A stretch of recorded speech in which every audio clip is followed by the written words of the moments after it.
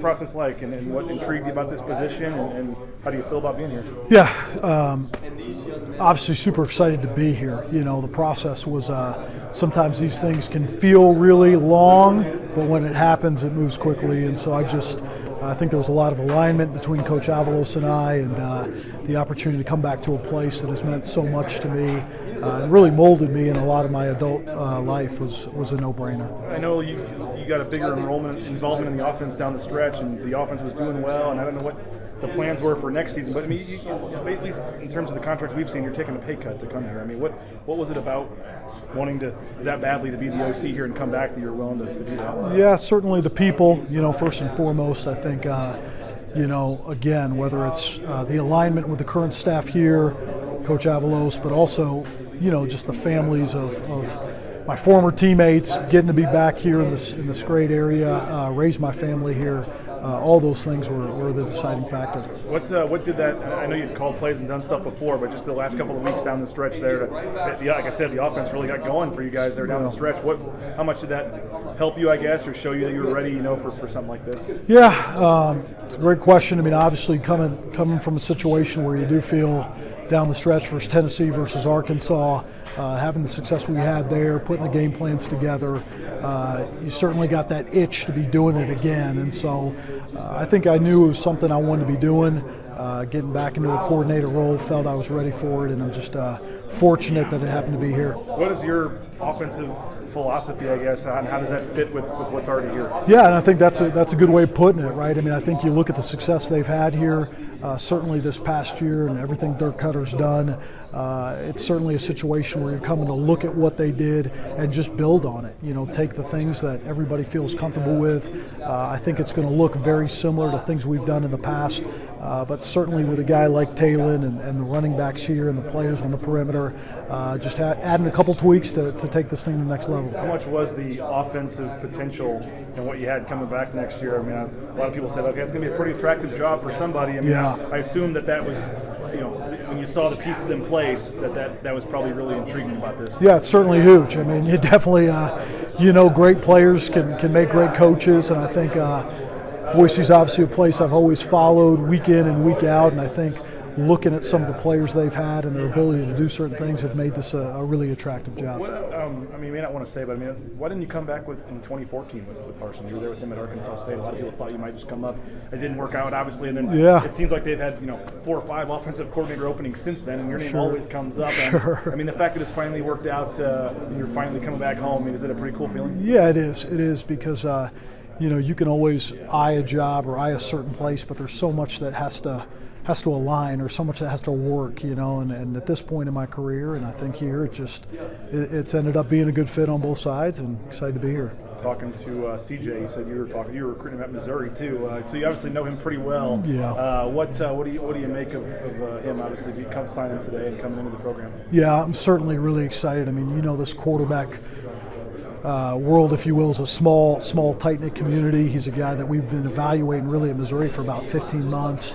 And I think it's pretty unique how this has all worked out. But he's a guy, again, first and foremost from a leadership standpoint, character-wise, he's the type of guy you want to come in and be the leader of a class and be the leader of an organization. Certainly from a skill set standpoint, his throwing ability, his ability to extend plays, he's always been somebody on our radar, and I just think I'm excited as heck to get with him and get him here early and get to competing. It seemed like you used the QB run game a little more down the stretch at Missouri. Is that, and obviously Talon can provide that, Sure. Is that playing to the QB strengths and involving him, in the running game and all that? Is he the kind of quarterback that does kind of fit what you want to do? Absolutely, and I think all the guys on this roster I think have that athleticism piece, and again I think that can take a lot of pressure off an offense when the quarterback's able to do that. So we're again excited to look at our personnel and really mold this thing in the direction of making those quarterbacks successful. I don't know how long the process was, but when Andy first reached out to you, or you first reached out to him, or whatever, what was that kind of process like? Was it an obvious fit right away, or what kind of was? Like I said, I don't know if you were going to have the opportunity to stay on as OC next year in Missouri, or what. Sure. How did the process kind of go? Yeah, I think certainly there were a lot of really productive conversations on the front end, because I think you really need to align, with what's the offense going to look like to complement the defense, to complement the special teams, make sure all 3 of those phases are on the same page. We certainly had a couple conversations, but I think it was probably like a 1-week process. It was something that I knew if this was the job I wanted, I had to be aggressive to go after it and take it, and in some ways have my mind made up before going back to Missouri. Andy said he got to interview you in person, which hadn't happened with COVID the last couple of years. Did you come up here then, or did he go meet you somewhere? Or? Yeah, we met up, and it was good to see him, and then we were able to get together on a couple different scenarios with Zoom. So again, it was just know how important on the front end it is of hey, this is the vision, this is what I think it looks like, and just making sure you're feeling that on the front end. Obviously, knowing the potential of this program the last 2 decades or whatever, 7 wins last year, Andy's first year, they go up to 10 this year. You look at the pieces offensively you have in place. I mean, is this team primed to get back to that Boise State top 25 undefeated season type of potential? Yeah, I think the sky's always the limit at Boise. You got everything in place, man, with what Jeremiah Dickey's done in such a short amount of time, and what Andy's done here with the upward movement like you talked about. So I think it just comes down to, again, not making it coach speak, but one day at a time, staying focused on the things that did make us great for such a long time and do those things exceptionally well. In terms of your ability with the quarterback specifically and then the offense, I know you said it was intriguing to get back to the whole offense, but what do you think in terms of the quarterback specifically you bring to the table that you're proud of, or your teaching points that you think will really help a guy like Talon develop? Yeah, I think nowadays more than ever, it's the relationship piece. It starts there, developing trust and developing trust fast. I mean, these quarterbacks nowadays are dealing with so much more than we ever dealt with when we were playing. So I think it starts there, developing that trust fast. I've been fortunate, again, to be around so many different quarterbacks at different levels, understanding, being able to say, instead of taking the whole entirety of it, is what's most important, what do we got to do to take this guy's game to the next level, and really focusing on those things. So what have you been doing have you done anything since you got hired? Did you have to do any kind of recruiting at all? Or? Yeah, certainly. I think a lot was the recruiting of the current guys on the roster, and just making sure that they understood exactly where they fit into this and what this offense will look like.